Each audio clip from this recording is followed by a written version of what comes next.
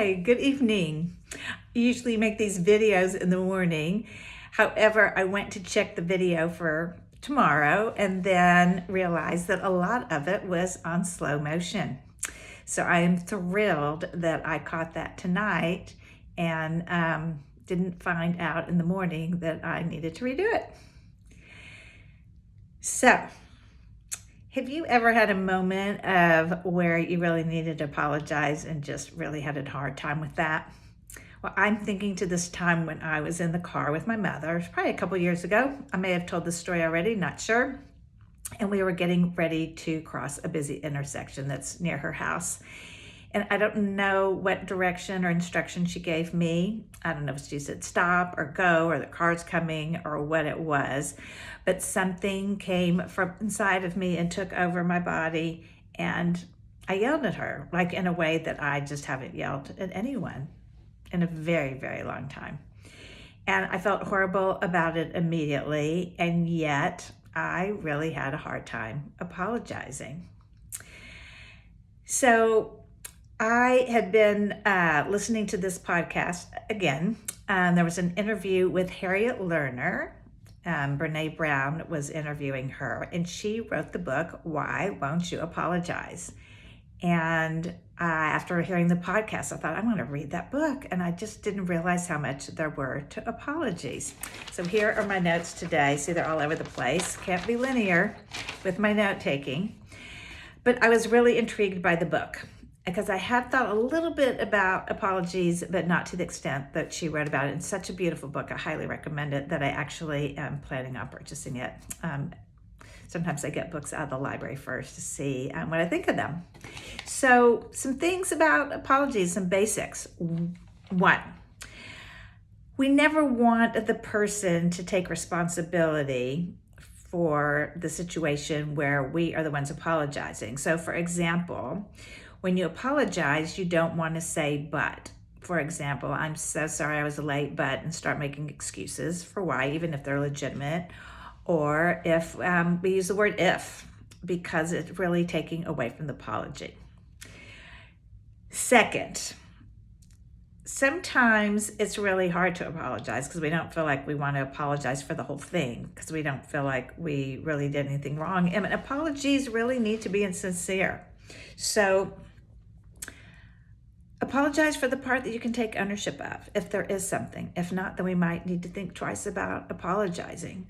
So think about the part that, if there is something that you can take ownership of, and just apologize for that piece.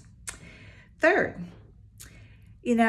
sometimes we really have a hard time forgiving, and maybe there's a reason for that, because forgiving sometimes means just letting go or moving on, moving forward, or not wanting to hold the resentment. And she told the story in this book about a man that betrayed his wife. He had an affair, and they really took time to work through it. And at one point he asked her if she forgives him. And I loved her reply in that she said that she forgave him 90%, not 100, but 90%. And there was one part of it that she would not be able to ever forgive. And yet they were able to work it through and remain together. So I like that we don't have to necessarily forgive 100%. I had never thought of that before. And again, a lot of time we make forgiveness synonymous with forgiveness, when it's really about letting go and moving forward. So why do I even bring this up when this is parenting tips? I have been in situations at school where, or even with my own kids, where we feel like we need to make them apologize for something. And I've always wondered if that's the right thing to do, when maybe they're not really sorry and it seems insincere. So how does that help the injured party? So keeping these three things in mind, about how we apologize, not using buts or ifs, and or just apologizing for the part that we take ownership of. And I think, how best do we teach kids? And that's by role modeling for them. So they're watching us. I say that all the time. They're watching us. It's less about our words and more about our actions. And they need to learn from us how we apologize. So they should be short and sweet. I'm sorry for whatever it is, and just leave it there. And that's usually when a sincere apology takes place. Also, if somebody apologizes to you, she again tells a story in the book where the person just says, "Thank you so much for the apology. I appreciate it," and leave it there.